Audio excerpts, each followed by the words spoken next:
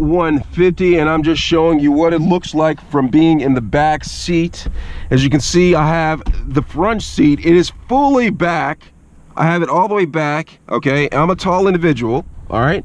And I'm in the back seat, and I have enough leg room to fit in here without being cramped completely. If the driver scooted its seat forward, I would have a little bit more leg room, but I could lay down right here. I'm the only one back here.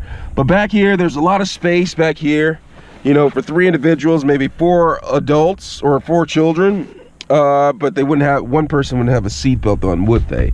But there's a lot of space back here. It's really nice. One thing I don't like, you can't recline the back seats, but that's okay, I guess. There goes the truck bed back there, and then up front you see there's a lot of space up there. Headroom, as far as headroom goes, there's a lot of headroom back here, so you won't hit your head on the ceiling unless you jump up and down, I guess. But it's pretty nice back here. It's very comfortable, a lot of space. I like it a lot.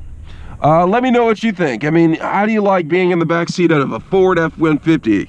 It kind of sounds like a country song, but let me know what your experience is inside of a Ford F-150 on the back seat. All right, let me know.